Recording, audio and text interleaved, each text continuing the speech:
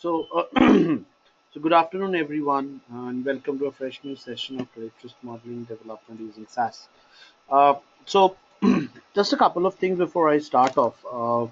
So, is my screen visible, and can you hear me, guys? Am I audible?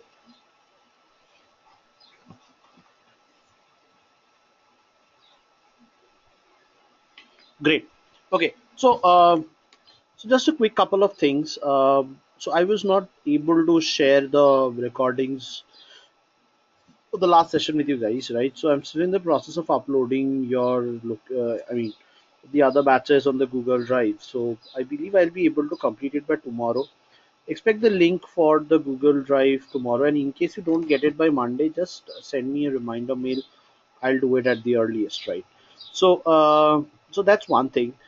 Second is that Prakash has suggested creating a WhatsApp group among the team so that things could be discussed easily. So I believe that's a fantastic idea. If people could share their contact details, Prakash could actually take it up, right?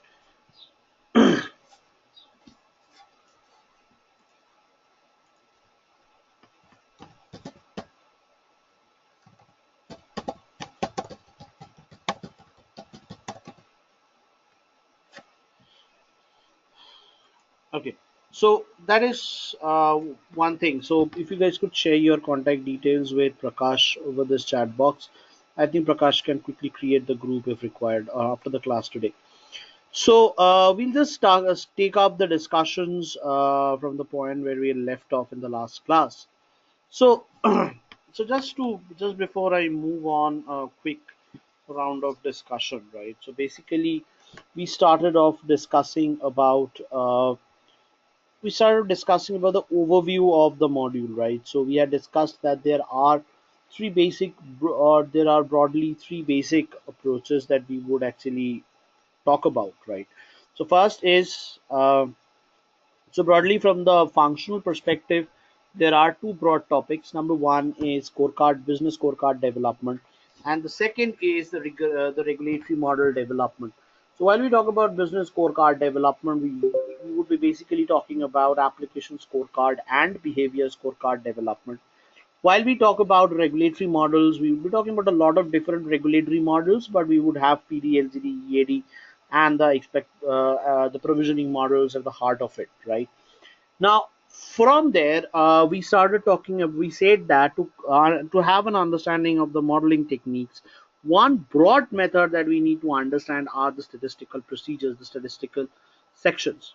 So out of this, the basic stat. So therefore, we started discussing about the basic statistical sections, right? So first of all, we had agreed that we would start off by discussing the statistical sections, the section on statistics, which will cover a detailed description of descriptive statistical models, inferential statistical models, and predictive statistical models, right? And using that, we would move to analyze the application and the behavior scorecard first, and followed by the regulatory model development of PD, LGD, EAD, etc. Now, from there, the next part, so what we had discussed in the last class mostly was methods which included the basic descriptive measures, like the measures of central tendency, the measures of dispersion, and the measures of asymmetry. Also, within this part, the section that we had talked about was the basic descriptive measures, which incorporated both absolute measures of central tendency and as well as the relative measures of central tendency, where we had discussed about mean, median, mode, and relative measures like percentiles, deciles, etc.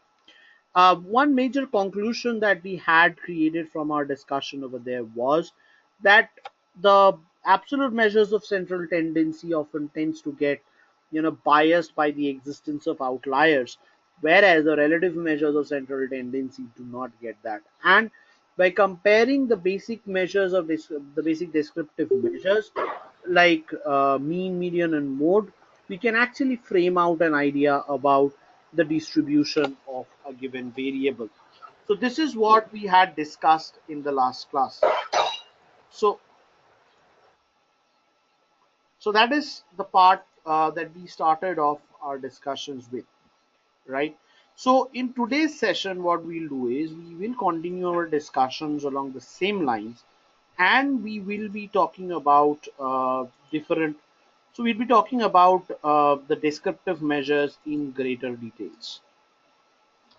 And like we had discussed about measures of central tendency. So apart from measures of central tendency, we would also talk about the measures of dispersion as well as measures of skewness. And our objective would be to understand how best can we frame an idea about, or how is it that we can actually go about developing, or how best can we go ahead developing the models using these techniques. So what different insights would they give us? What are the key types of averages that we generally have while we are working? Great. Just a moment.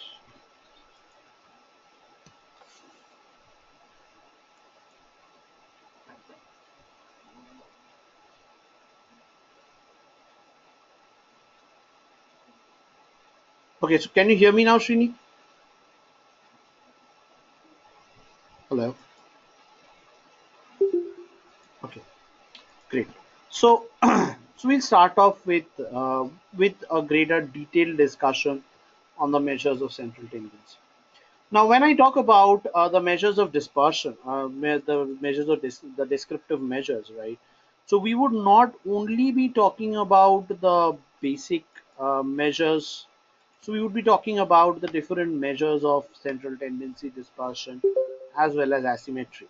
So in the last class, we had just introduced the basic measures of central tendency, and we said that there are two types of broadly, there are two techniques. One is the absolute measures.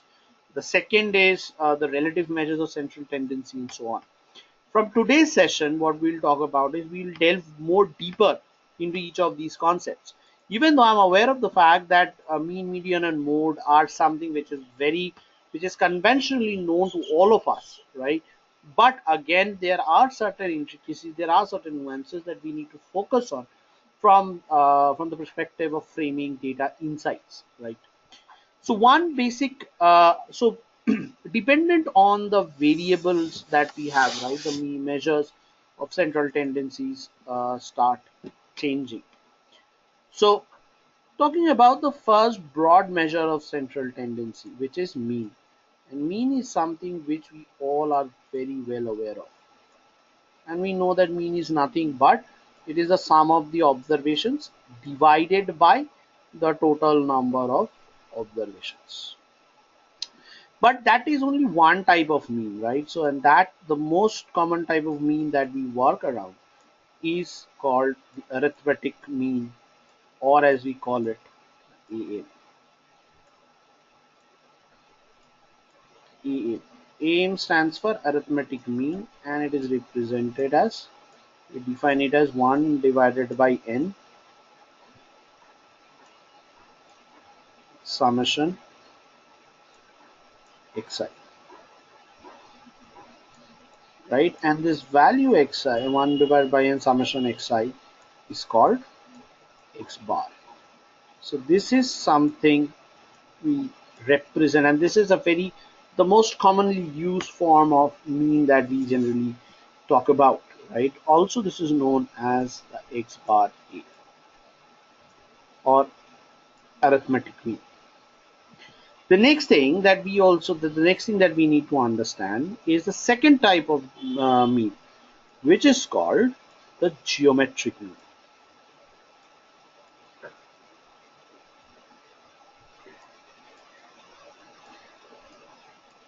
The geometric mean. So what is the geometric mean like? The geometric mean is nothing but the nth root of the n observations that we have. So x1, x2, up to this at the nth observations. So to the power of 1 by n. So it's the nth root of the n observations, and is also called the x bar g, or the geometric mean. Now, the third type of mean that I have is called harmonic mean. Now, what is harmonic mean? The harmonic mean is the reciprocal of the mean of the reciprocal of the observations. So it is basically defined as, for a set of n observations, is defined as 1 divided by 1 by x1 plus 1 by x2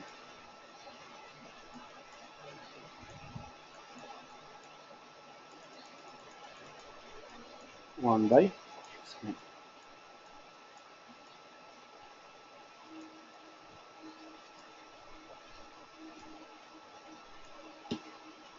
So this is called the harmonic mean. Now what becomes important is, irrespective of the data sets, we always try, we just go about and just, we just use arithmetic mean very indiscriminately. But again, arithmetic mean or usage of arithmetic mean has its own limitations. So there are certain cases where arithmetic mean may not be a very effective measure, but still arithmetic mean is the most widely used measure of central tendency. So it's one of the most widely used measures among these three groups of means.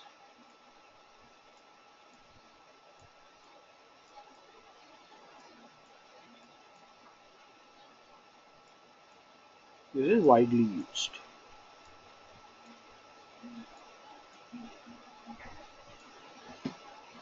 Now the reason is why. So arithmetic mean obviously has a set of disadvantages as well as it has a set of advantages. So the biggest advantage that arithmetic mean has is that it uses all the observations for calculation of the mean. Therefore, it is a very wholesome representation of the average of the overall of the central behavior. But again, at the same time, the challenge that comes up is that if the observation, if one or more of the observations are very different from the rest of the data set, so if there is an underlying heterogeneity in the data behavior of the data, then arithmetic mean becomes questioned, or there are certain sort of questions which arises. So in order to solve that, there are other alternate measures of mean which has been proposed. So basically, while we talk about using arithmetic means, we need to understand that when is it that the mean, the arithmetic mean needs to be used. So,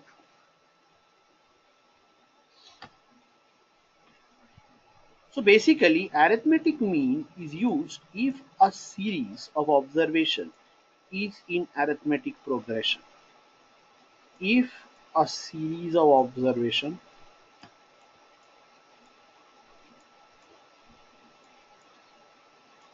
observation is in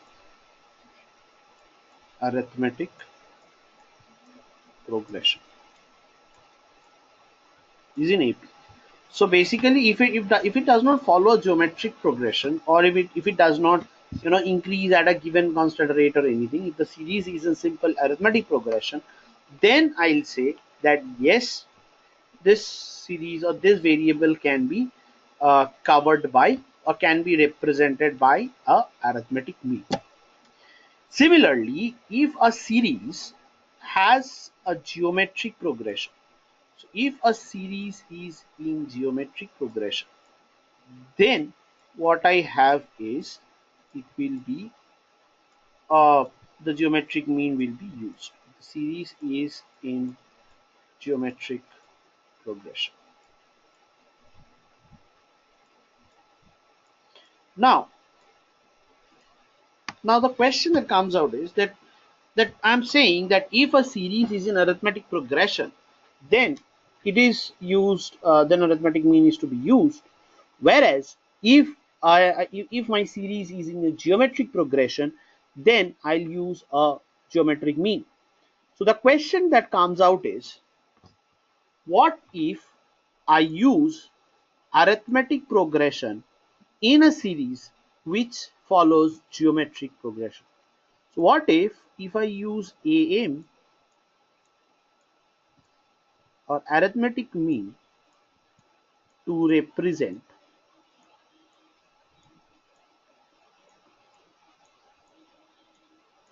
a series in geometric progression. So to answer this, the first question that I need to get is that what exactly is geometric progression? The series is in GP. So the first question that comes out is what is a geometric progression? So a geometric progression is a series where a series grows at a constant rate, right? Say for example, I have a principal of rupees 100 which I have deposited in a bank, right? So I have a principal of rupees 100 in a bank,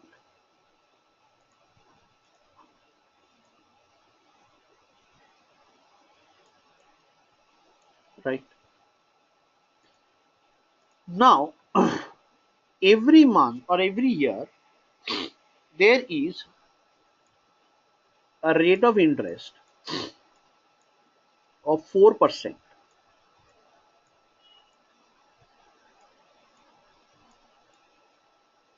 So there is a rate of interest of 4% per annum,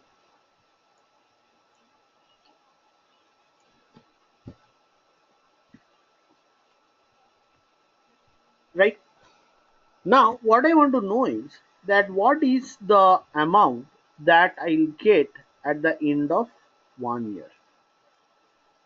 So amount at the end of 1 year. So what will be the principal? So the amount is 100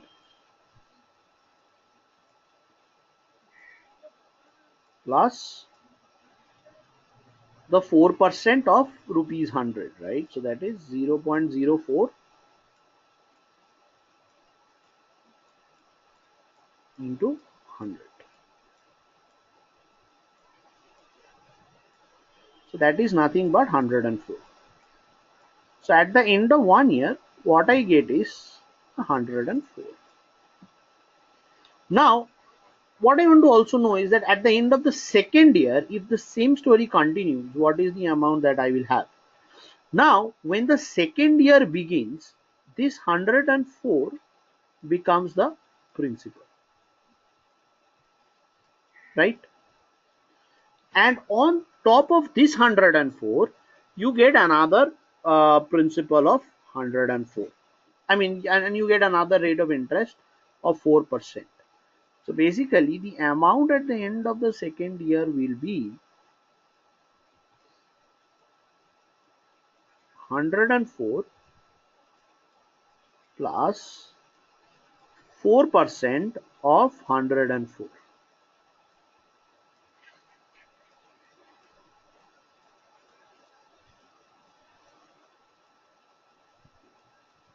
into 104, right?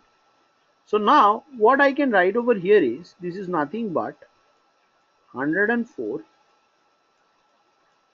into 1 plus 0.04, right? Now this 104 itself is nothing but 100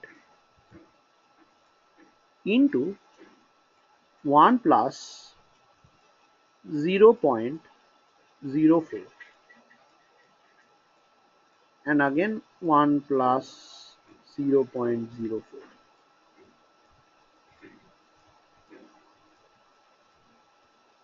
right? Now if I write this statement, then what happens? What happens over here is I can see that at the end of 2 years, the amount is nothing but the principal P100 into 1.04 square. So what you can see over here is that every time, so as the years go by, the amount is going to increase by an amount or by a value 1.0.04, that is into 1 plus r. So every year 1 plus r is getting multiplied to get the total amount. So therefore what you can see is that this amount is increasing proportionately, right? So this growth is called a geometric growth. And all these observations, 100, 104, then 104 into 1 plus 0.04, like these, all these values are said to be in a geometric progression. That is, from as I move from the first to the second, I just multiply a multiple, a constant multiple. I get the second value. As I want, if I want to move from the second to the third, I again multiply that constant value. So again, in the next part, what I end up with is the third observation. So it is in this way that the observations keep on increasing gradually. And this type of a series is called a geometric progression.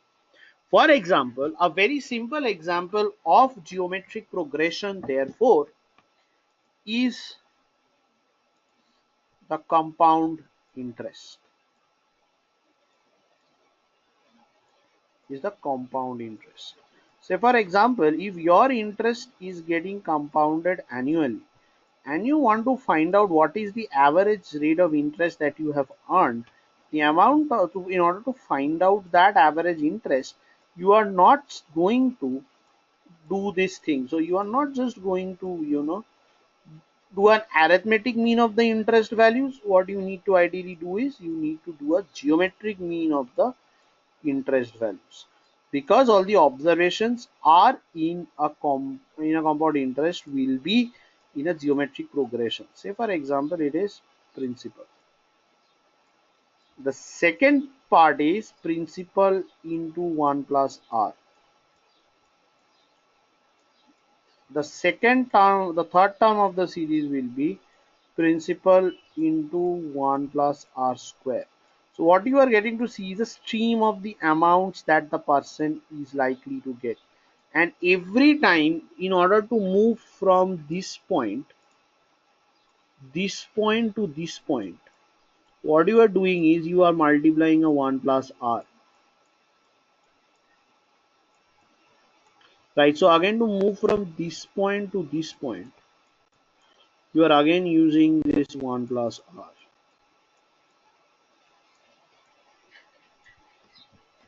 Right, so every time you are multiplying a constant value, right, a constant multiple, and you are actually moving from one point to another. So this type of a series is said to be in a geometric progression. So where there is a constant rate of growth, if something is growing in a constant at a constant rate. So if something is not constant but it is growing at a constant rate, right?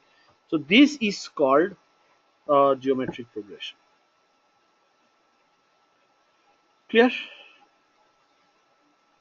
Akhil? Sorry, Anirudh?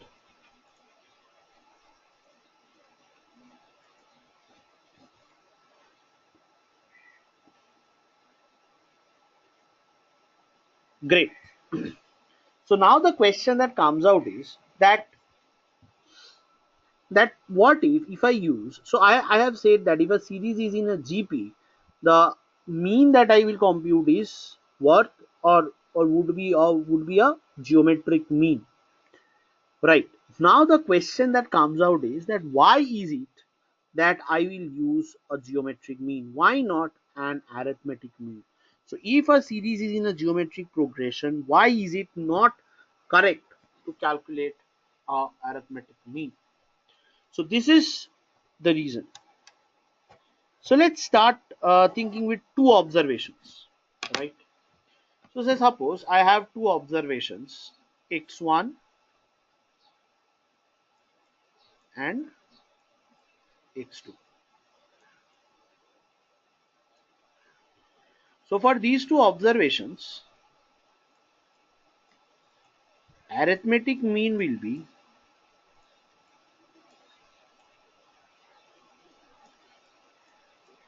nothing but x1 plus x2 divided by 2,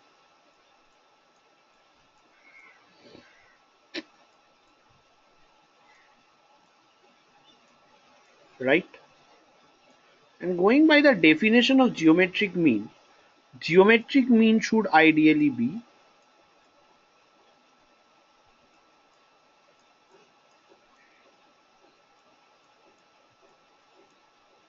root over of x1 into x2, because it is x1 into x2 to the power of 1 by n. So over here n is 2, therefore geometric mean is nothing but x1 into x2, right? Now what I'll do is I want to understand that, so if arithmetic mean is different from geometric mean, then there will be a problem, right? However, if arithmetic mean and geometric mean are equal, then it hardly matters whether I use an arithmetic mean or a geometric mean to find out the average. So if I am using geometric mean use in a geometric series, then what it means is, or in a series which is geometric progression, then what it means is that using arithmetic mean will give me a different value. That is why I don't want to use. So that is what I'm going to check out over here. What I'm going to check out over here is that is arithmetic mean and geometric mean different in terms of their values. So obviously let's just find out, we're just trying to find that part out. So let's do a very simple subtraction. Okay. I'll say AM minus GM. Now if AM minus GM is not equal to 0, then it will mean that these two will give me different results. However, if I can prove that AM minus GM is equal to 0, then it means that AM and GM are equal, are the same value. That's why their difference is equal to 0. So let's have a look into this. So over here, x1 plus x2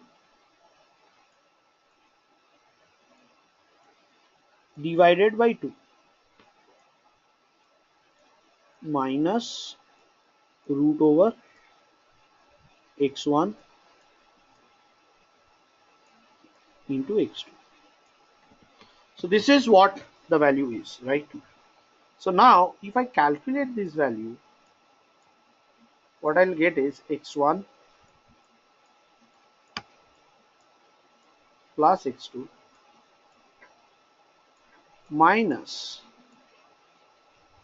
2 root x1 x2 whole divided by 2, right? Now how can I represent this part? So this equation can be represented as x1 is nothing but root x1 square. Square root of anything, I mean the square of the square root of anything is nothing but the number. So basically if I have a number 2, I can always write it as root 2's square. Similarly, x2 can also be written as root of x2 square minus 2 into root x1 minus x1 into x2 whole divided by 2. So this can also be written as, so this is a square plus b square minus 2ab. So this is nothing but a minus b whole square. So this is nothing but root x1 minus root x2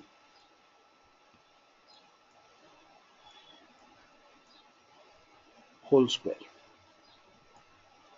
by 2. Now, since the numerator is a whole square can never be negative. So all it can be is greater than equal to 0. Therefore, what I can say is that a minus gm, this difference is nothing but greater than equal to 0.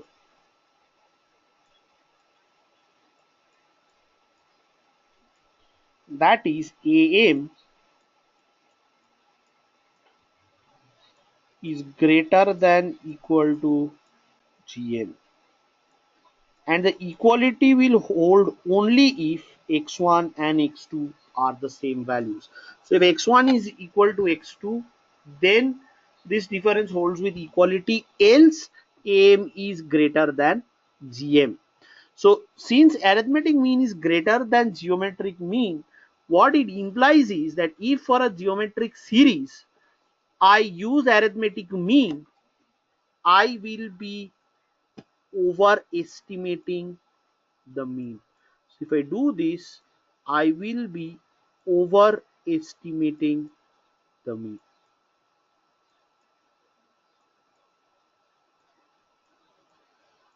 I will be overestimating the mean.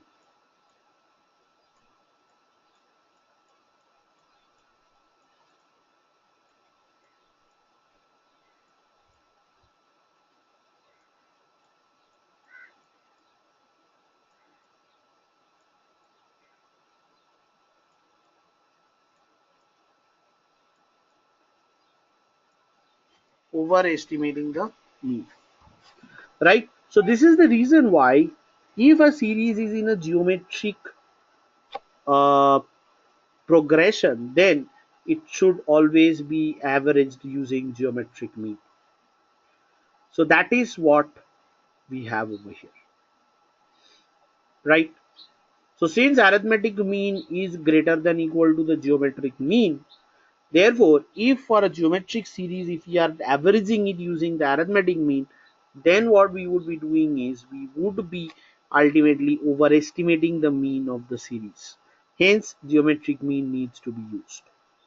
But still, there are cases where for even for geometric series, right, say for example your portfolio grows at a constant rate, right, and you want to average the receivables growth rate, that you want to find out the average growth rate. What you do is you do an average, you do a, you know, you do a arithmetic mean, and you know that it might actually overestimate the average, but still you go and do it. Why so? Because geometric mean as as a measure of mean has two very severe limitations. One of the limitation that we have over here is that if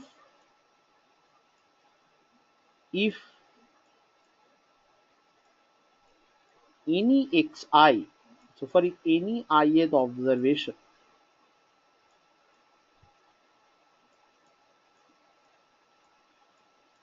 is equal to 0, then the entire geometric mean is 0.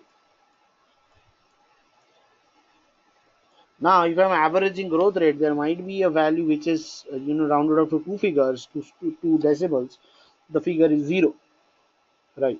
Then the entire geometric mean will turn out to be 0 because it is always recorded in a multiplicative format,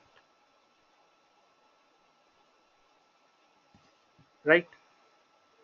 So similarly, another very important limitation of geometric mean is that if we have a geometry, if there is a xn which is xi which is negative, geometric mean will become imaginary. So if any xi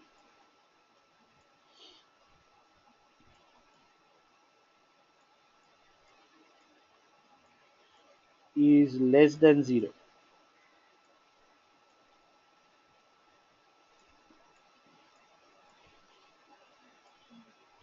then geometric mean will not belong to the real space. It will belong to the Z space, or it will belong to the imaginary space. Therefore, these are the two basic limitations. Now, even talking about growth rate, there can be a period where there was a negative growth. So that is, there will say the portfolio has shrunk and the growth rate is recorded as minus 0.2%. Then in that case, it will become a big challenge to compute the geometric mean, because if there is a negative value, right, so if there is a negative value, the product of the geometric mean with the nth root will become imaginary, and it will not belong to the real line. So the geometric mean will become an imaginary value, because generally if we have, say, a root over of minus value, say minus 0.05, right? So this is a imaginary value. So this is a imaginary set or an imaginary value,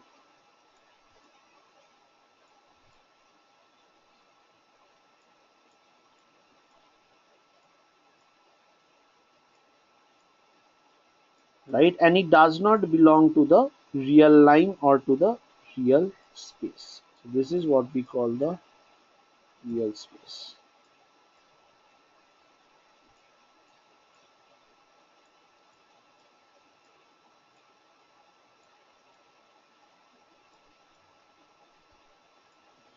Real line.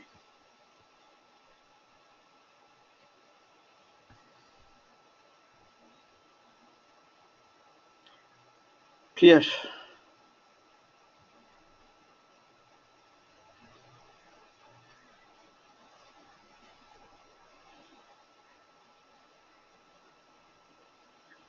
Okay.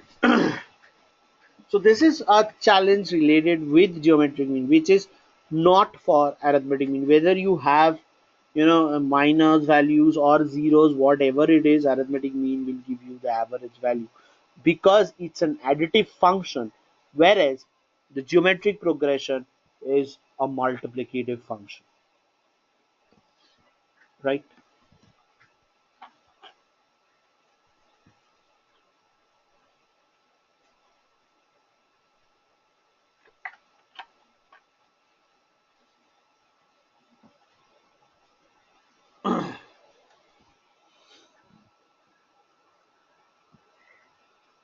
Right? Everyone understood? Prakash, Anirudh, Srinivas. Great. The next part that we need to talk about is harmonic mean. Now, harmonic mean is something which is, uh, you know, a harmonic mean is something which is used to average variables like speed. You want to understand what is the average speed of a car, what is the average mileage of a car. So basically, you are looking into variables like x per unit of y, meters per second, kilometers per liter, right? Kilometers per hour, miles per liter, etc. So you are looking to have these values. So when you are looking to use these values, or you want to create an average of such values, harmonic mean is something which is used, right? Now, harmonic mean as a mean measure or as a averaging measure has a very important characteristic. It gives the highest weightage to the lowest value and the lowest weightage to the highest value. So basically, if your economy, say for example, if your data set has a couple of outlier values and you want to minimize the impact of those outliers, then what you can do is you can actually think of using harmonic mean to do that, right? However, your variables must be in the appropriate frame or must be in the appropriate format required for using harmonic mean. So basically, if I'm trying to use harmonic mean, what I'm trying to do over here is I'm trying to average variables which are in the units of, like, say, x per unit of y.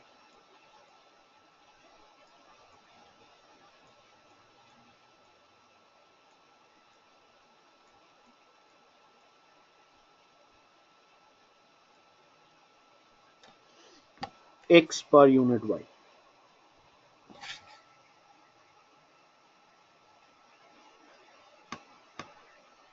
Okay. So basically, harmonic mean gives highest weightage to the lowest value and lowest weightage to the highest value.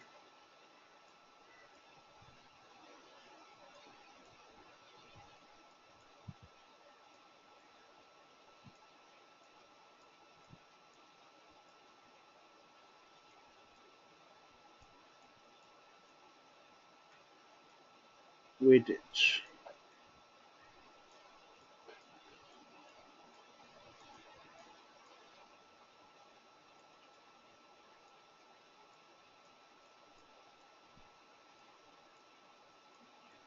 to the lowest value.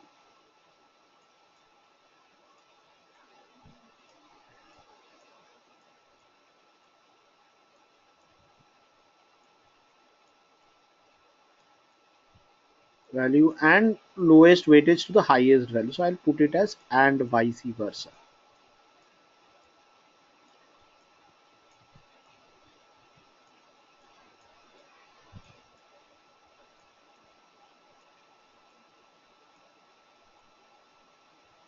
And vice versa. So highest weightage to the lowest and lowest weight to the highest. So basically this distribution will be very useful for averaging skewed distributions. For averaging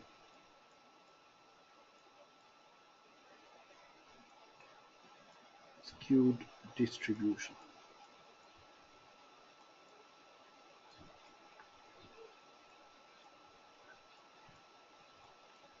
Averaging skewed distribution. And this is where this variable actually scores over the arithmetic mean. So what arithmetic mean does is arithmetic mean gives a higher weightage to a higher value and lower weightage to a lower value, or equal weightage to all the values. However, if there is a huge extent of asymmetry in your distribution and you want to get a more representative picture, harmonic mean is suggested, provided that you can write out your distribution values per unit of x per unit of y. Right. Say expenditure per unit of money earned or something like that, and then you just income per unit of our work. If you do something like this and then you create the average way, then you try to create an average, you can actually use harmonic mean to do that average. Now how does harmonic mean then solve this problem? Let us, for example, take the case that in an economy there are two people. So there is an economy or a country, right?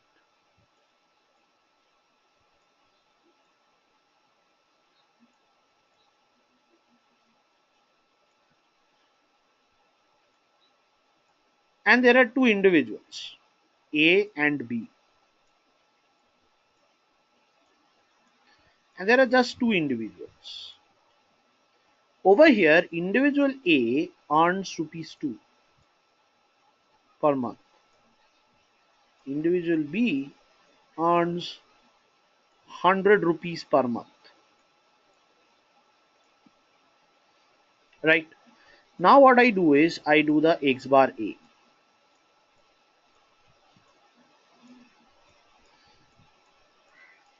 So what happens is x bar A is 100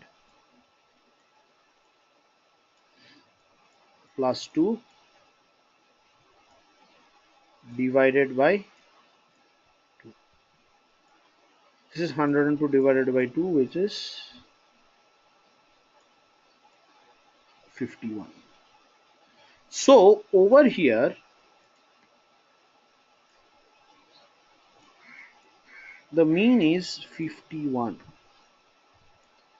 So you will see that when I have used this mean 51, 51 is more biased towards 100 rather than 2. So 51 is more representative of the value 100 rather than the value 2, right?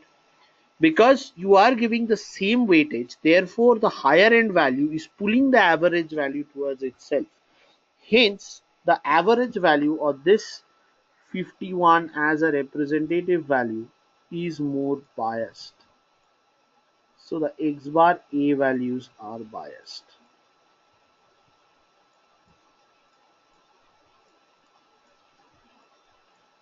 A is biased.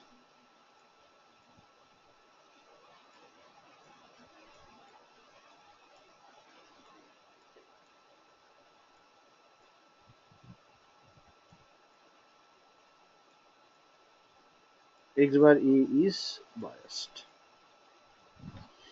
right?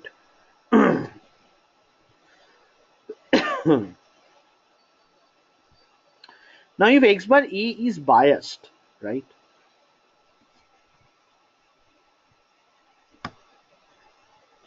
so what is the alternative that is there?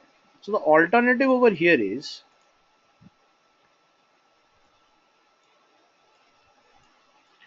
x bar h.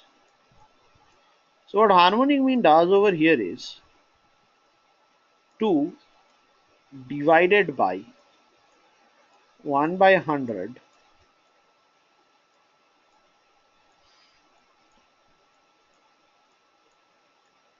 1 by 2. So that is 2 divided by 100 is 0.01 and zero point 0.5. So that is 0.51. So 2 divided by 0.51 will be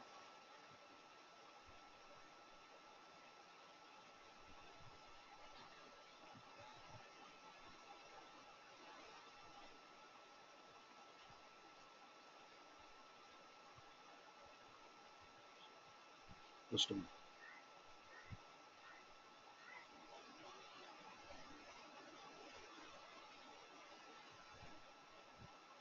That is 3.92. So over here, what you will see is that now this x bar h, or the value which is generated by x bar h over here,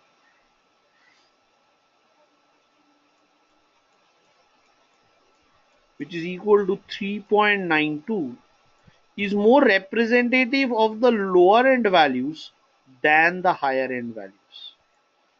So over here, this average, you would see that this value is more representative of the lower end values rather than the higher end values, because this is what the, the best advantage that this particular method has, right? So the best advantage that this harmonic mean has is this is 3.92.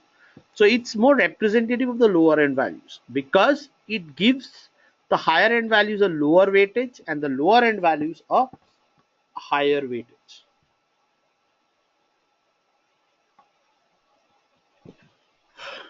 Clear?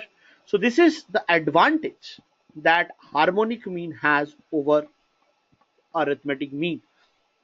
So if you have an extremely skewed distribution, you can think of using harmonic mean, provided that the variable values are converted into x per unit y. But at the same time, harmonic mean also has a very big challenge. The challenge that harmonic mean has is, let's say for example, instead of this being 2, I'll keep the same thing, right? So I'll say A earns 0 income and this person earns an income of 102. Now for this income distribution, if you look into the income distribution over here, and if you want to compute the harmonic mean for this distribution, the harmonic mean will not be defined. So the harmonic mean will be undefined, because the harmonic mean over here calculated will be 2 divided by 100. Sorry, it will be 2 divided by 1 by 100,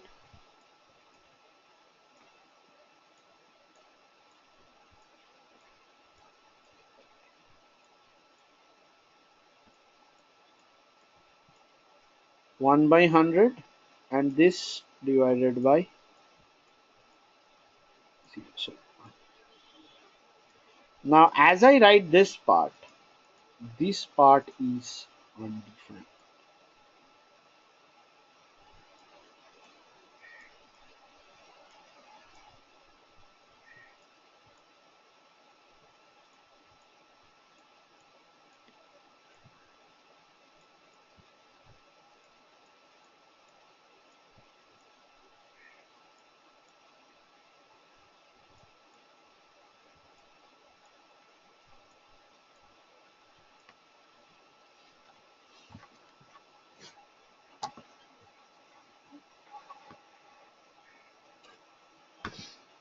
right?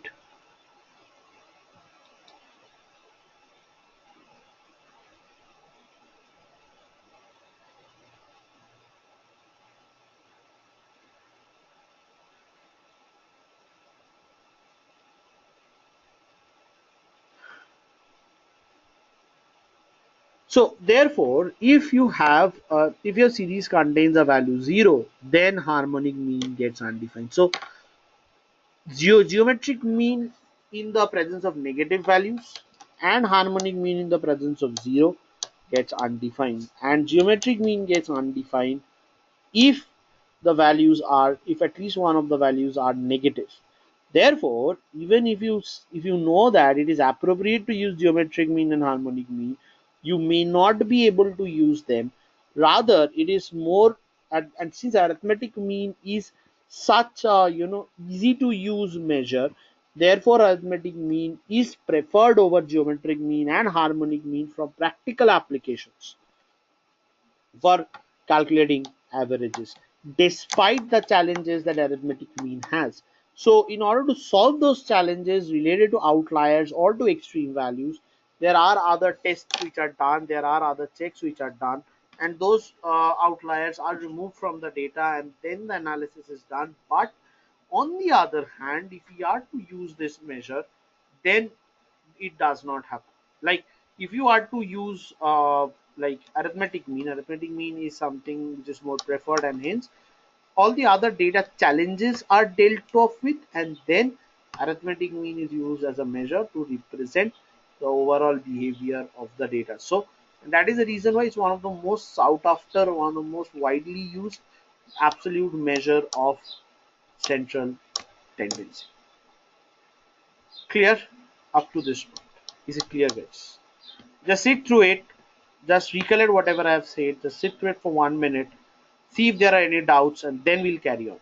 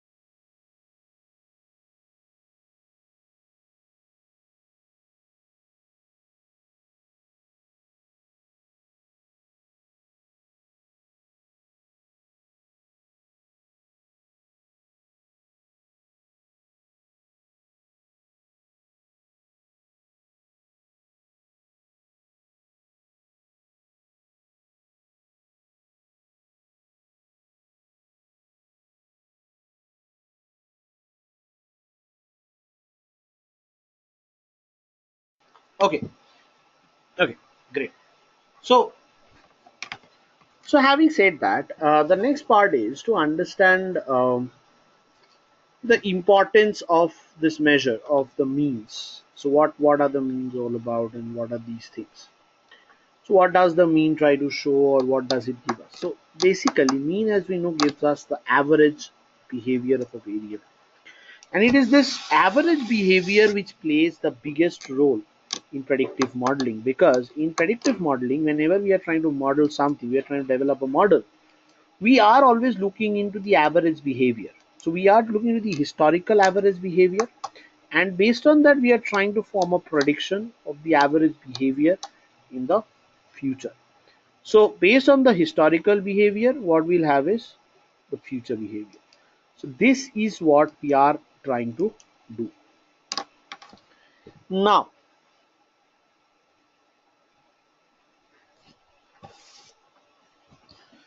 now, now let's see an example as to where this average behavior comes in so handy and what are the different ways of computing this average and all. So let us say that I have a data on income and consumption, right?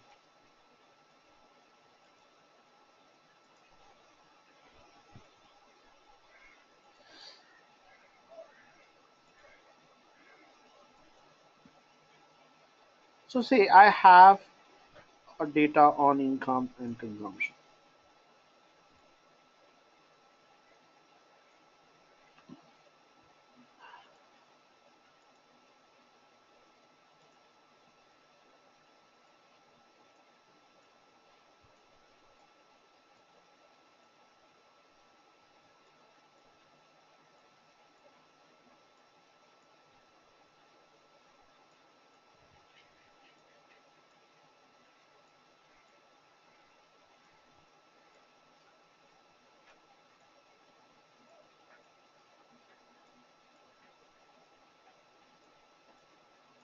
There's an income and consumption data which I have.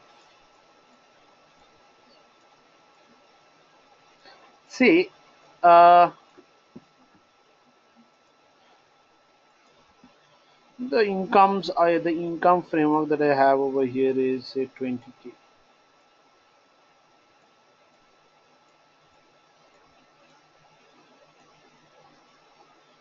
Right, say 21K.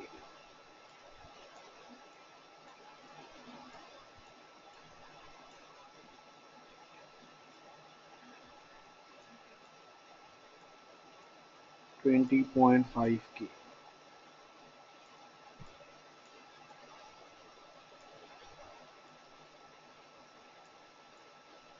Again 20K. 20K. 21K.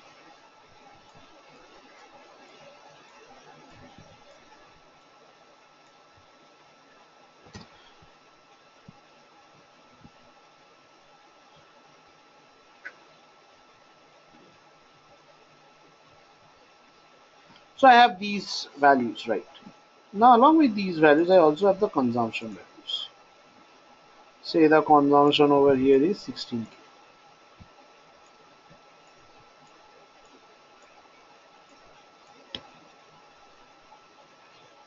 Then what I have is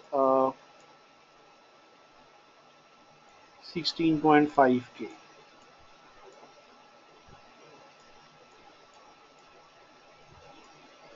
18K.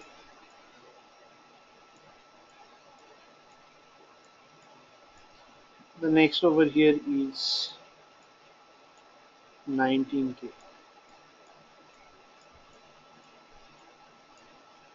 17K.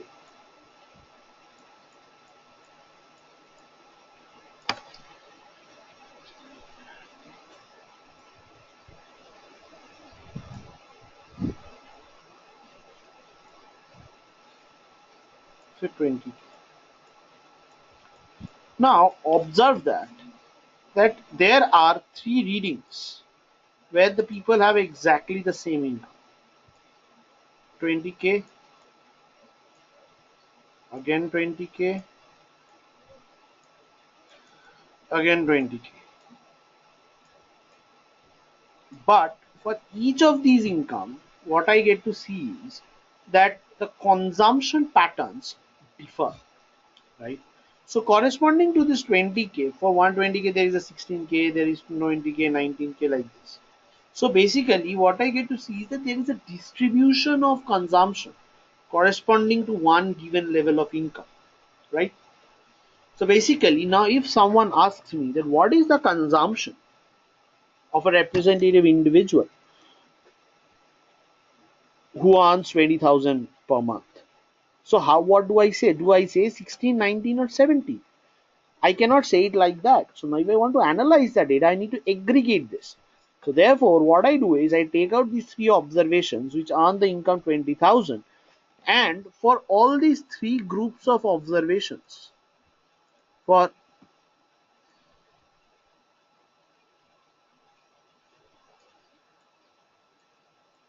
all these three observations, what I do is I create out an average value. So what I say is that it's 16 plus 19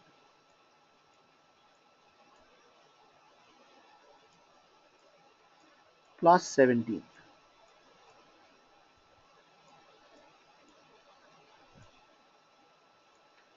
divided by 3.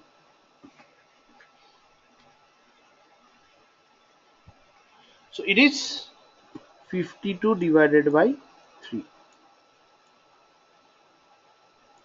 It's 17 point something.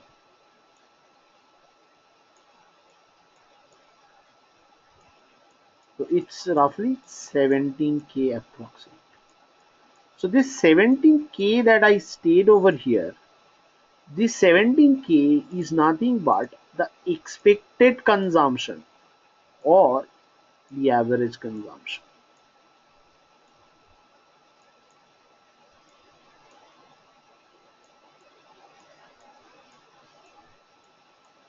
The expected consumption or the average consumption.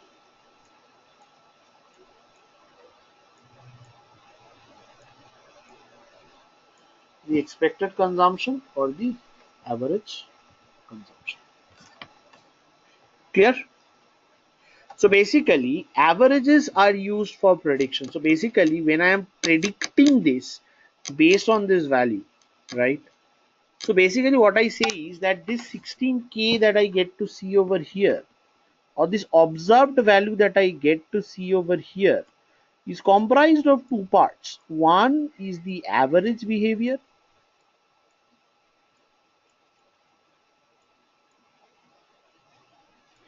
and the other is the random or the uncaptured behavior. Now for prediction, we can only predict the average part. The random part of the story cannot be predicted. So whenever we predict this, when I predict this, so this is the part that I can actually predict. And it is this random part which creates the difference between estimated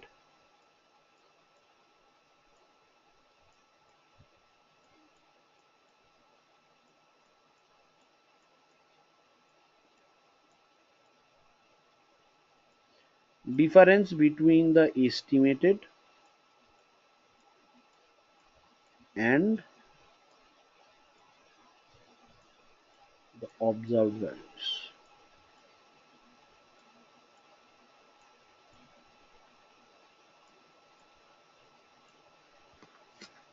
Difference between the estimated and the observed values.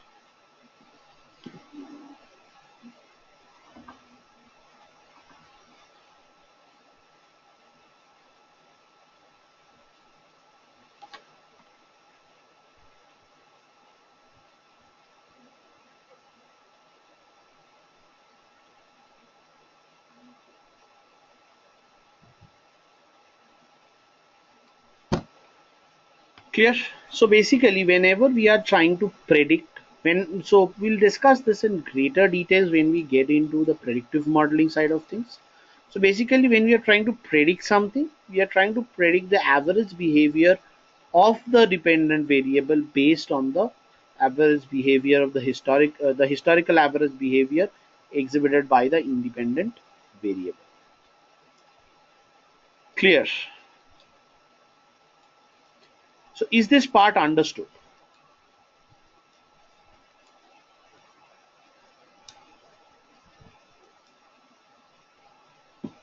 Great. Anirudh, Priti.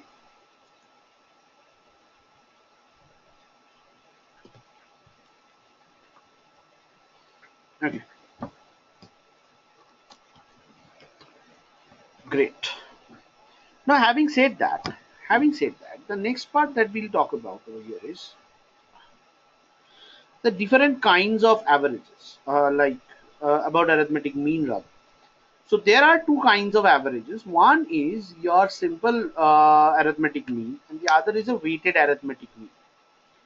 So what is simple arithmetic mean and what is weighted arithmetic mean? So simple arithmetic mean is the definition that I have written over here. So summation x1 by n summation xi. Now weighted arithmetic mean is written as x bar a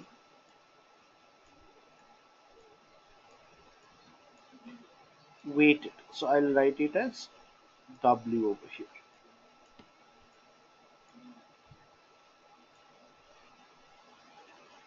So weighted arithmetic mean is written as w1 x1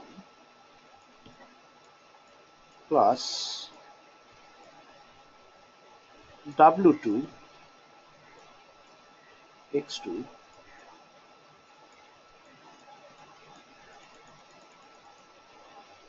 wn x.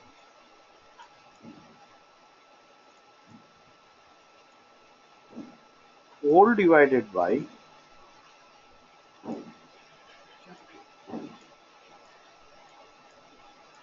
so if I write it symbolically, is 1 by capital N summation wi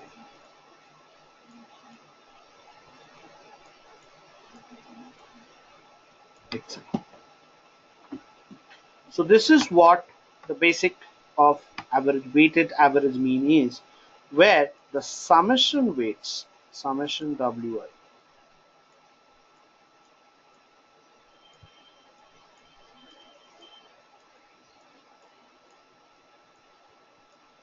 is equal to 1. The summation wi is equal to 1.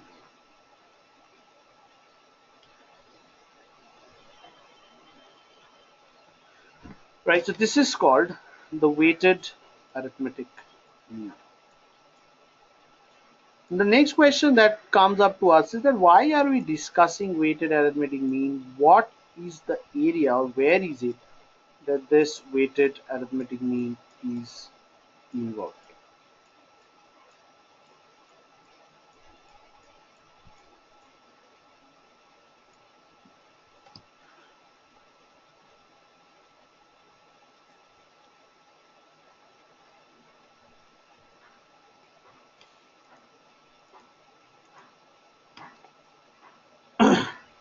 So weighted arithmetic mean is a approach, or weighted arithmetic mean is used to calculate, or can be used to calculate, portfolio level PDs, right? Portfolio level probability of defaults.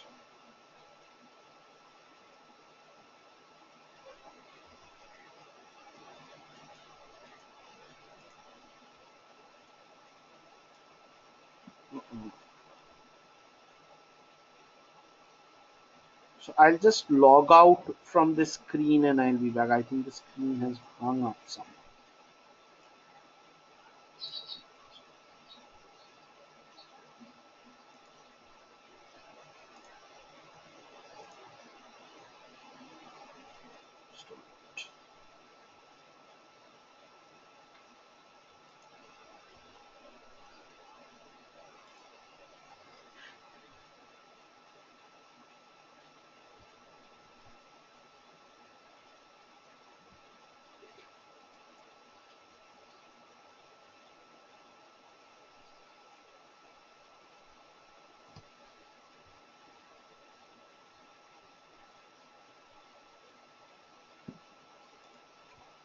Yes, Srinivas. So Srinivas, there's a question over here. What is used in PD portfolio PD analysis? So I'll just come to that.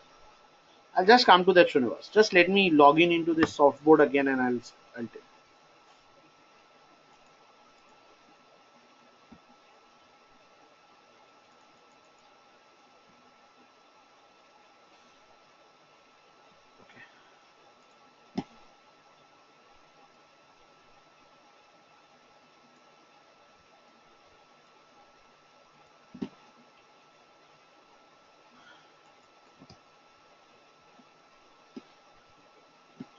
basically, for portfolio PD analysis, this approach of weighted arithmetic mean is used.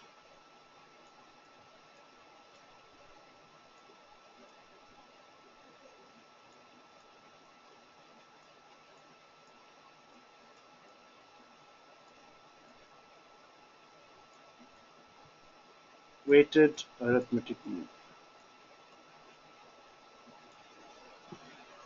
Right. Now, when I talk about weighted arithmetic mean,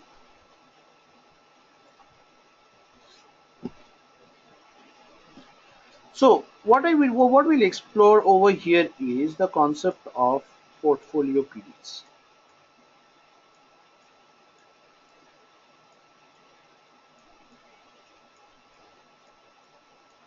So over here, first of all, let us define what exactly is a portfolio. So what is portfolio? A portfolio is nothing but it's a collection of loans.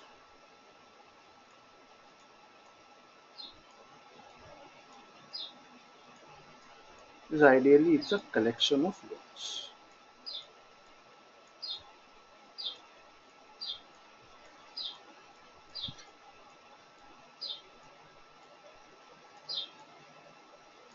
Collection of loans.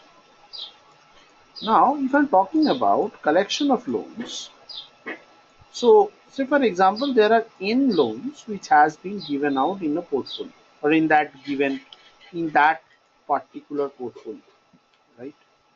And once this loan has been given out in that particular portfolio, the next thing that comes to mind is that say for example there are n loans which has been given out.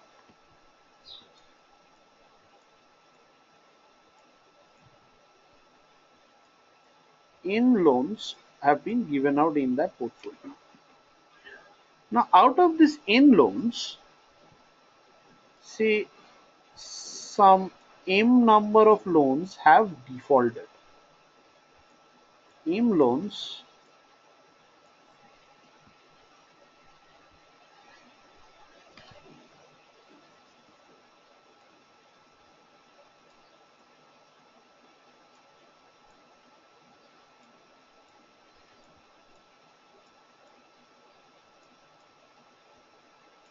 M loans defaulted.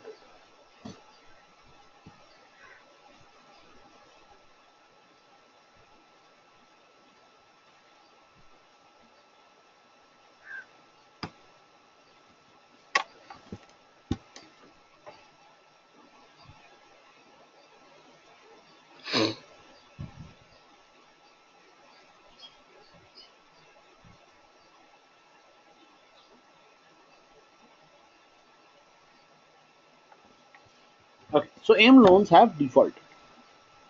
So for each loans, so now, so suppose what I'm trying to do is I'm trying to predict the probability of default.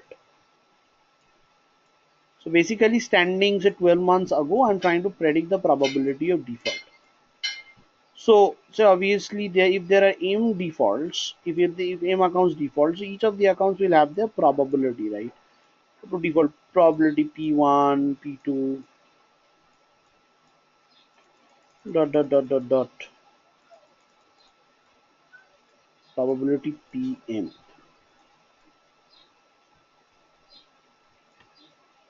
Right. So there are M accounts and there are M probability of defaults. Now from here, what I want to do is I want to aggregate all these measures, all these probability estimates, and I want to report an aggregated measure of probability of default. Now one possible way is that I take up all the probability, I add them up and I divide it by the total number of observations. But that does not give me a foolproof measure, because when I am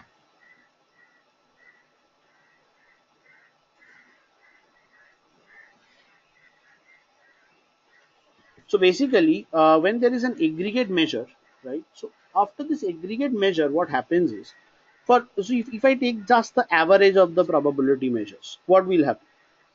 That I will just it is like summation pi whole divided by n, but that may not be a foolproof measure. The reason is that along with the probability of default, something else is also important. The question that comes out is, what is important?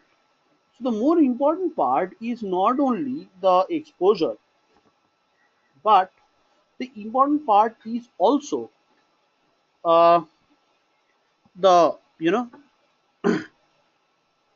the I mean, it's not only the default chances but also the exposure associated with the default. Say for example, there are two accounts, right? Say account A.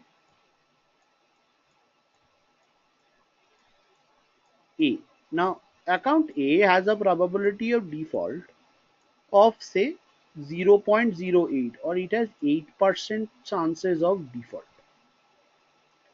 right? And the exposure that this account has is say 25,000.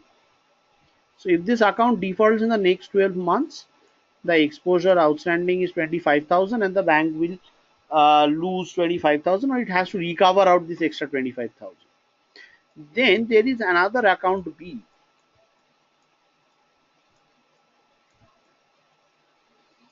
which also has 0.08 per point chances of probability to default, but the exposure that it has is 1.5 lakhs. So the question that comes out over here is that, are these two borrowers or are these two accounts of similar riskings? From the chances to default, they may be, but if you look into the exposures or the amount outstanding, then this borrower is a relatively low risk borrower, whereas this borrower is a relatively high risk borrower. Because even though both of them have the same chances to default, but if this second borrower, if account B goes into default with that if that 8% chance realized for account B, it is always more threatening to the bank than for account A. Therefore, when you are computing, so if I need to report the overall probability of default for the portfolio, I just cannot report 0.08 divided by 2. I have to take into account the relative exposures of the accounts as well. So therefore, weights are associated with each of the probability of defaults. So the weights are exposure at default, the EAD for the ith account divided by the summation of EAD, that is the overall exposure. Now what I want to know over here is, that what is the relative exposure.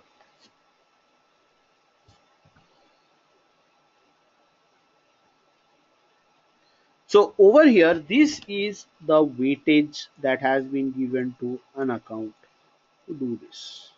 So what is this weightage or the weights that I'm talking about? The weights are nothing but these are relative importance.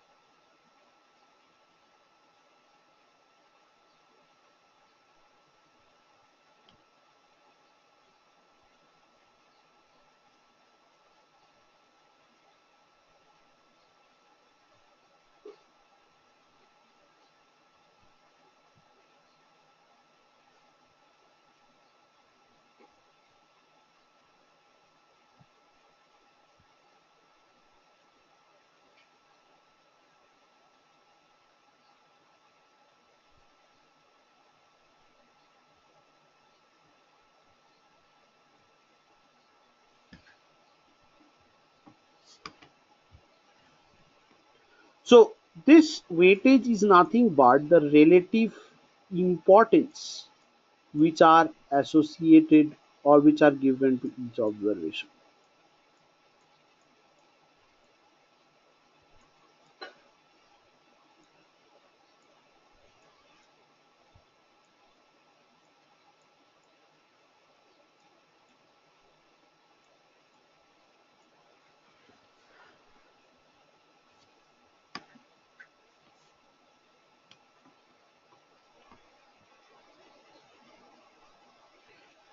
Right.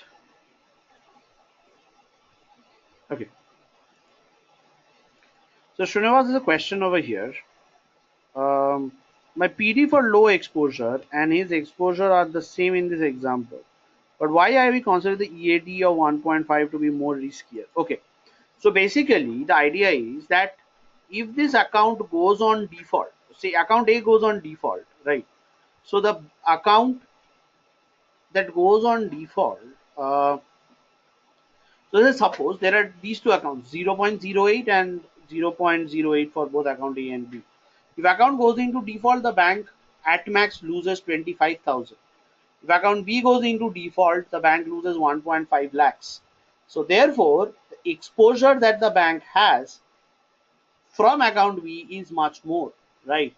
So similarly, say for example, if there is my account in the bank and there is Mr. Ambani's account in the bank, if Mr. Ambani defaults and I default with the same probability, then in case Mr. Ambani's default case realizes, he has a greater exposure to the bank. I mean, the bank has a greater exposure to him through him than through me. Therefore, A is less riskier than B. Therefore, when we are trying to do the portfolio, we are trying to create the aggregate measure of or aggregate or a portfolio probability of default, then it is weighted by the relative exposures.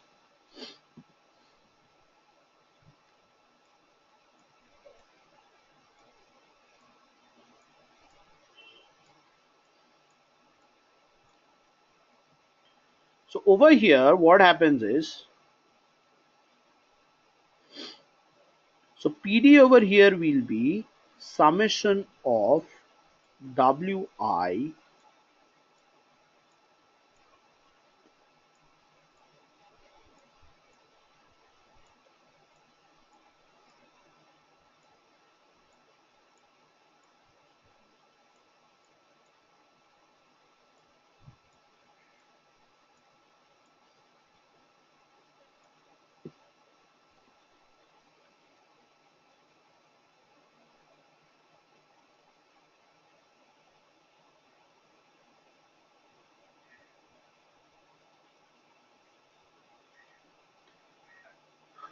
right?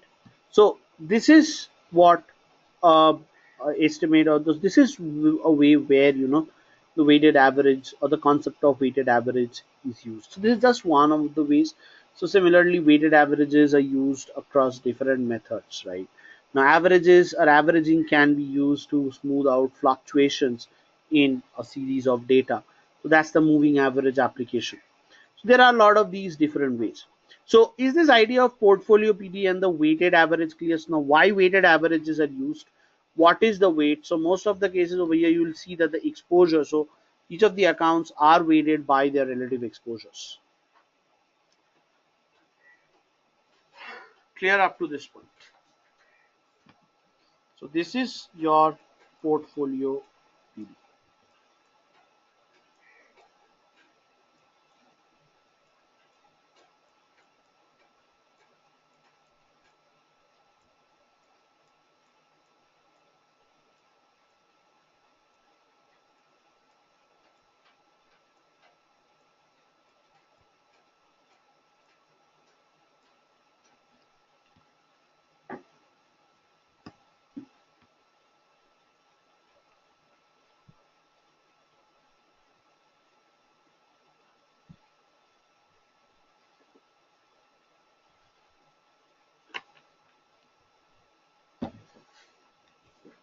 Okay. Now having discussed the basic measures of central tendency, The next measure that we talk about over here is the measures of dispersion. So what is dispersion? Dispersion is nothing but it's the measure of variability.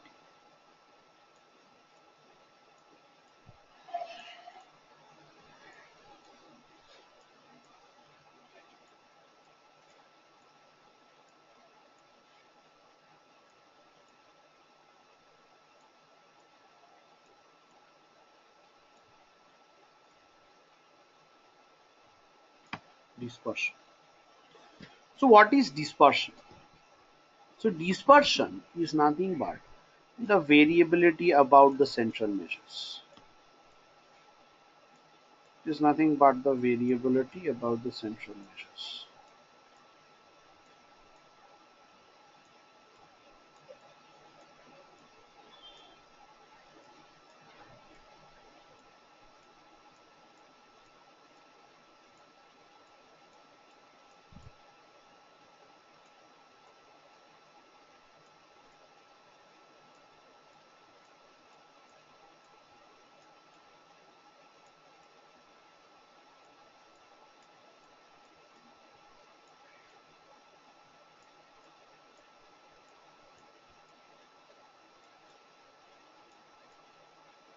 The central measures.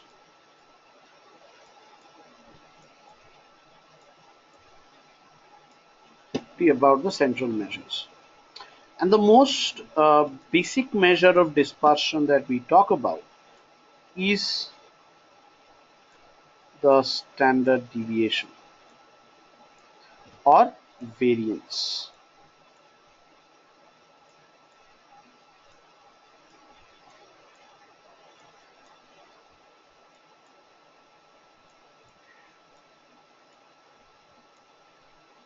Or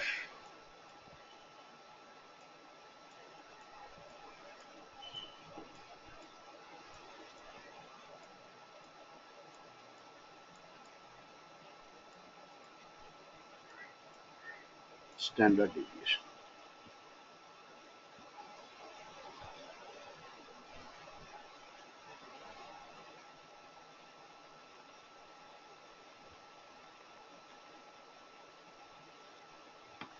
Right, so this is variability about the central measure. So variance, so this is nothing but, so two of the most well-known and widely used measures of dispersion is variance or standard deviation.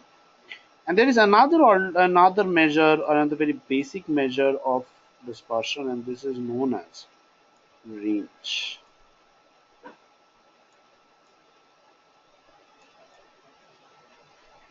Right, so range is another measure of dispersion. Now, apart from this, there are other measures such as you have range, you have the measure of the mean deviation. The second is you have standard deviation of variance. Then, so these together they comprise of your absolute measures dispersion. Together comprise of your absolute measures of dispersion.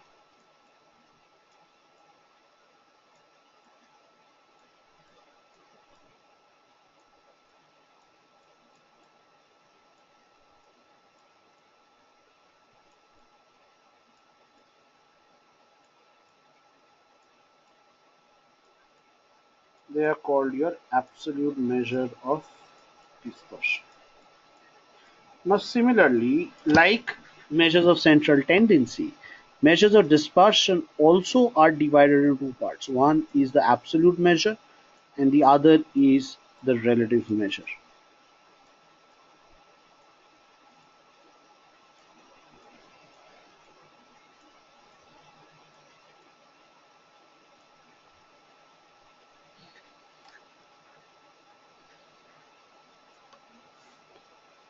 Right? So, there are these two measures. So, obviously, now after the absolute measures, yes, we'll come to discuss the relative measures of dispersion as well. Now, the relative measures will very much stem from the absolute measures like all other cases, right? So we'll just start off with the absolute measures and then come to the relative measures. So basically talking about the first measures of dispersion, that is range. Range is nothing but maximum minus minimum.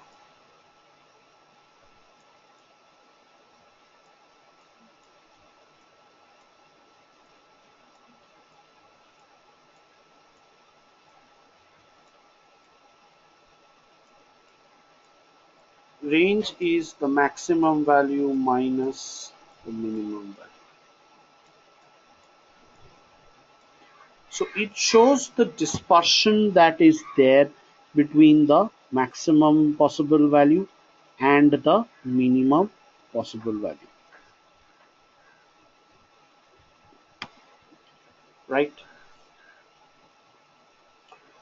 Now, the problem with range is, so one very advantage of range as a measure of dispersion is that it is very simple to evaluate. It's very simplistic in nature. So it is actually very simplistic in nature, in definition, in terms, and it is, it's very algebraically stable, and you can very clearly compute the measures and everything. It's simplistic and easy to compute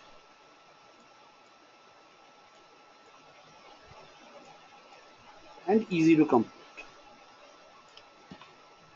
Now the limitation with this is that range gets affected by extreme values. So it really gets affected by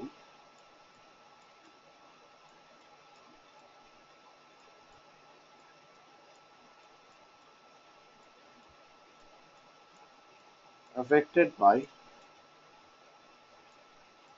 extreme values.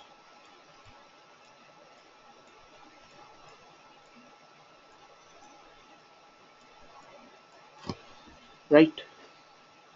So it's simplistic and easy, and it's affected by, and it gets affected by the extreme values.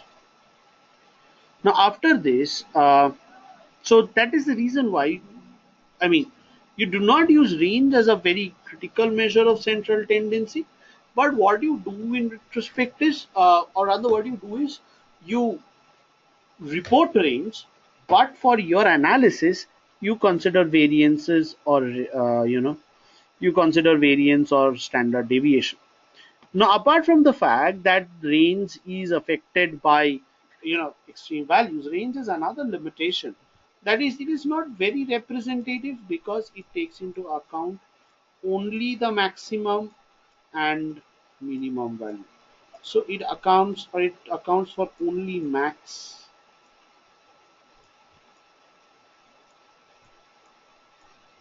and minimum values.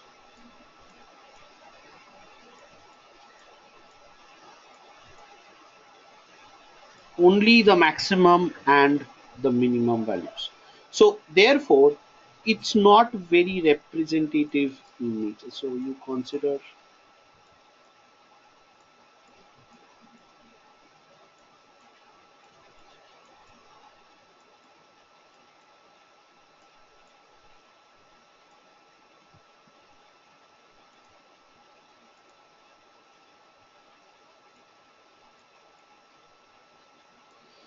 so only maximum and minimum values are considered over here, right?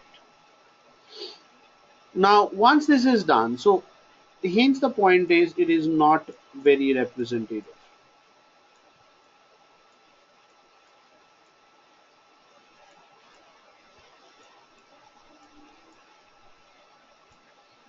Not a very representative value,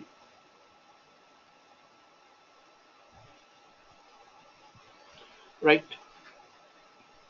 Now, once I have given way to this, once we have discussed it, the next part that we move on to is the measures of, and from there, we move on to talk about standard deviation. The biggest advantage of standard deviation is that standard deviation, or I mean, as a measure of variation or dispersion, considers all the values in the series, and it considers the deviation about the average value. So basically what it generally does is 1 by n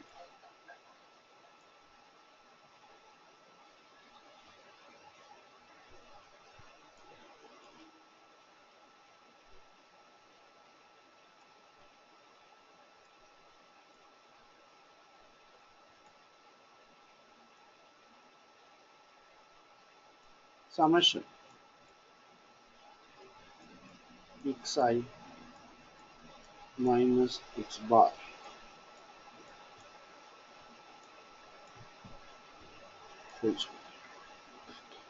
So the first and the most important advantage is that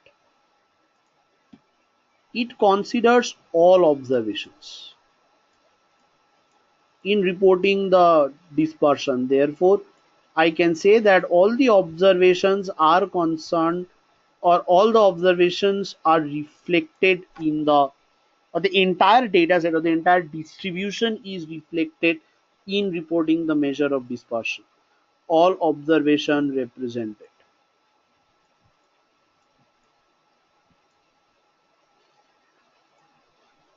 The next part is it gives us an idea about the average variation that is there. The average variation, right?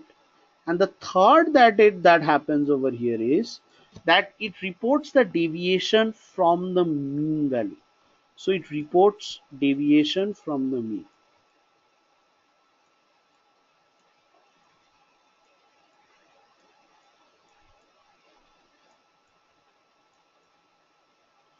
Deviation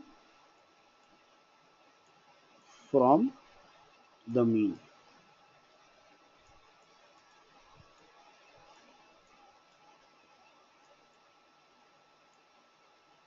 Right? So since it reports deviation from the mean, the biggest advantage is that if your mean, if your distribution is skewed and your mean is reflected, I mean affected by extreme values, that automatically gets represented in the standard deviation, since the average deviation, the overall or the sum or the average of the deviations tend to increase once the standard deviation, once this increases. So once the standard deviation increases, this thing happens, right? So the standard deviation helps us also, it would also help us capture the symmetricity of the distribution, because on one side, to the higher end side, the variation relatively lower, but the overall variation would actually increase in case of an asymmetric distribution. And that is where standard deviation comes into play. And since it's a square root kind of a concept, therefore, and square root followed, a whole square followed by a square root, standard deviation is always greater than equal to 0. You will never get standard deviation being negative, right? Now, using mean and standard deviation together, right? Using mean and standard deviation together, a measure of dispersion, another alternate measure of dispersion is actually reported. So that is called the coefficient of variation. So using mean and standard deviation, we also report another alternate measure of dispersion, which is called the coefficient of variation.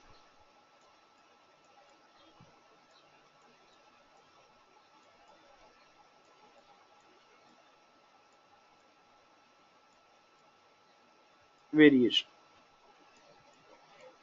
So the coefficient of variation is defined as sigma, that is the standard deviation, divided by mean, which is x bar. So when I write x bar, I simply mean x bar a, or the arithmetic mean,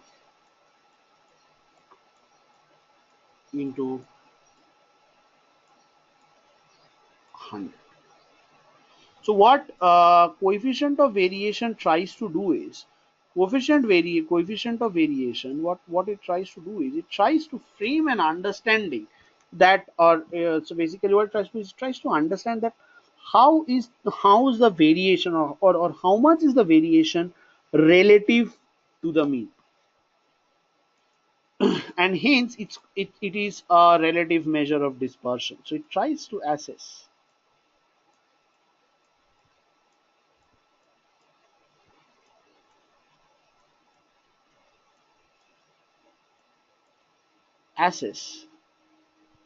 dispersion,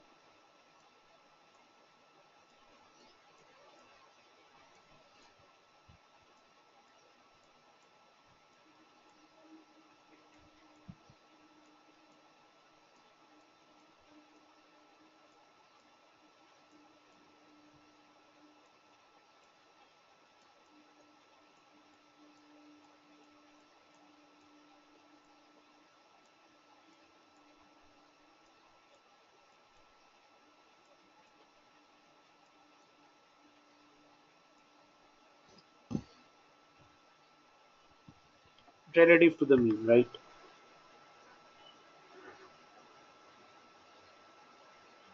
So this is a measure of, so coefficient of variation is a relative measure. It's a very important relative measure of dispersion.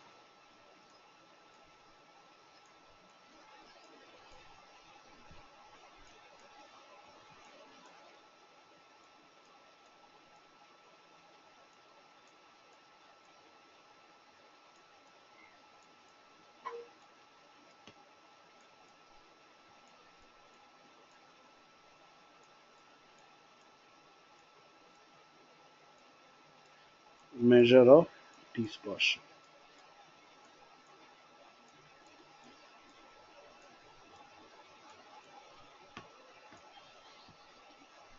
So it's a very important, and yet this measure of dispersion is called the relative measure of dispersion.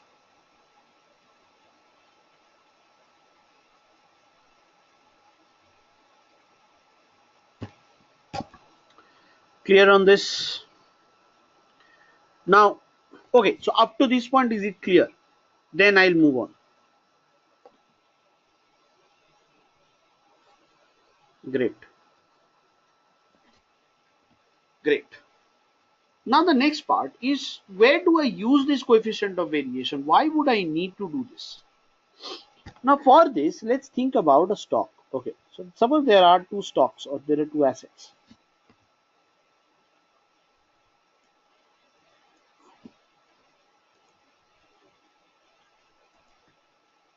So there is asset A and asset B.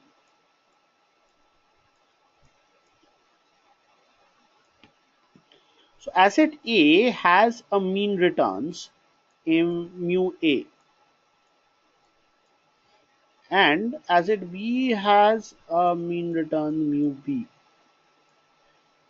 Asset A has a volatility sigma A, and asset B has a volatility sigma B. So now the question that comes out over here is that I want to understand which one is to invest. In which one to invest? Over here, mu A is greater than mu B. Also, sigma A is greater than sigma B.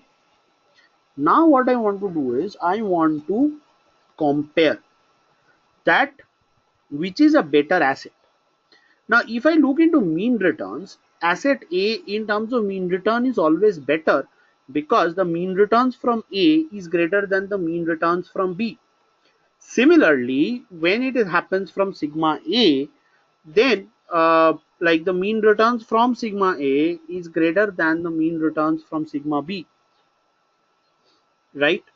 So over here, if I need to talk about, so basically it says that A has a greater returns, but also A is a more risky asset, because the volatility about the mean returns for this asset is also very high, right?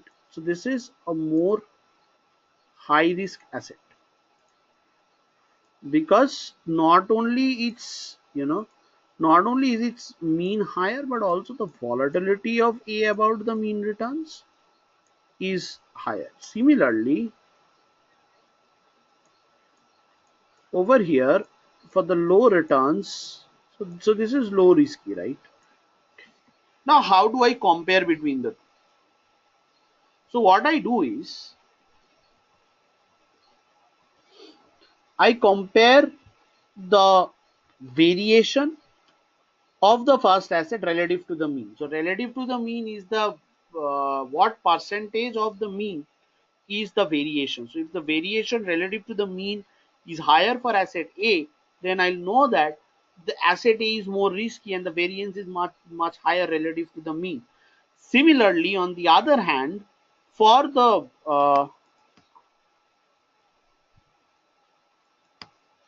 so basically, on the other hand, for asset B, if I see that the variance is relatively less compared to the mean, I know that then that's a relatively more stable asset, right? So over here, so what we do is we compute the coefficient of variation for both the commodities.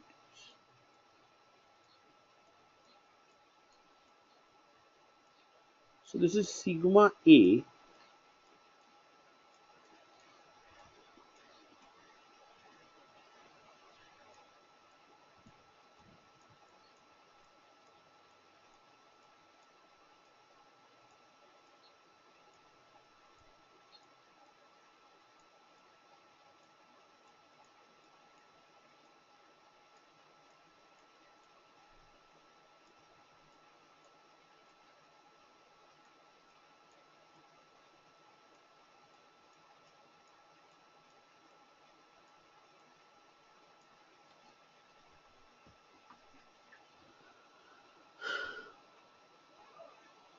Right now, after comparing, if I see that CV is greater than A, then I'll opt for asset B. If I see that this is the other way around, then I'll opt for asset A. Clear? So this is where, or this is how the measure of this, the measure of coefficient of variation is used to compare between two distribution and to understand that which one is a more risky and which one is a relatively less risky distribution. Clear?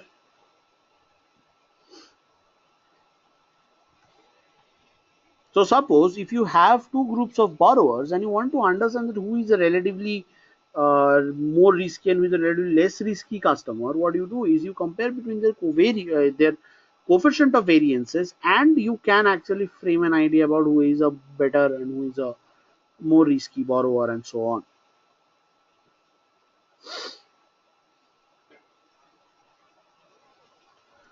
Right?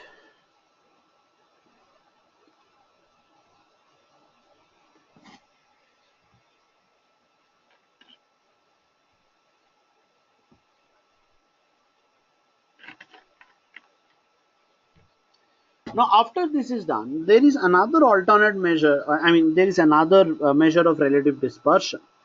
Now, like we get coefficient of variance or coefficient of variance from standard deviation of variance. Similarly, there is another alternate measure called the coefficient of range.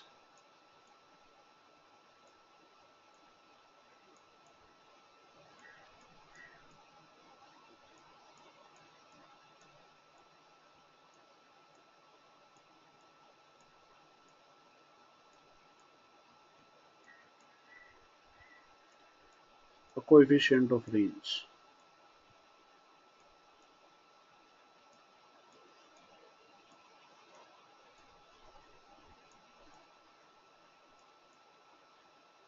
Right. So coefficient of range is another measure of dispersion. So what it does is it is defined as max minus mean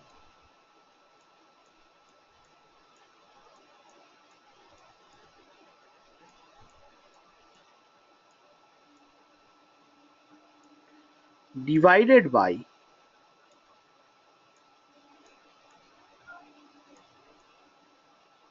max plus mean,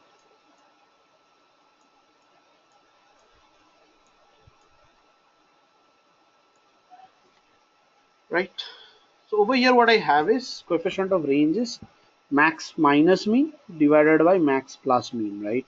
So this gives us a measure of, so basically max minus mean gives the difference divided by the sum of the two. So this is another alternate measure, but it is not a very it is not a very widely used measure. People generally report the range and they report the coefficient of variation among the relative measures of dispersion, right? Great. So we'll stop here for the day. I'll not take it up further. Tomorrow we'll talk about some of the how using these measures from our data set, how is it that we can identify data challenges, right? How is it that we can deploy them in the SAS framework, right? So like what is the what are the functions that we use and what insights, how is it that we can frame insights about the behavior of a variable while we are working with it, what are the different variations that we can apply and so on. So we'll talk about the applications of these measures, and from here we move to discuss skewness and kurtosis in tomorrow's discussion, and then from there if we finish that part, we'll start talking about probability theory, right? So basically over here we are just talking about a data set, about a variable, and about a data set where you have all the variable values and everything. Then will introduce stochasticity into the variables, because incorporating stochasticity and understanding how to describe a stochastic variable is something which is really very important. Clear?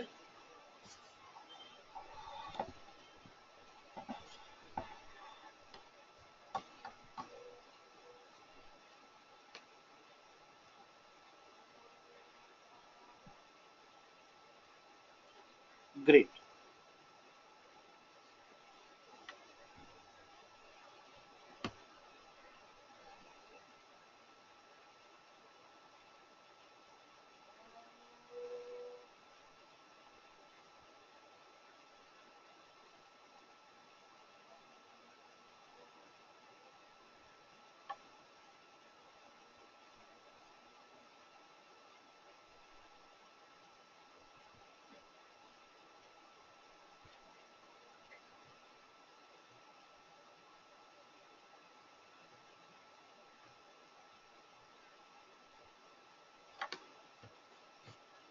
Okay, so Srinivas has a question over here. Yes, tomorrow the class will also be at the same time, Srinivas, and it's around 2 p.m. IST, and we'll meet back then. Okay, bye bye. Thank you.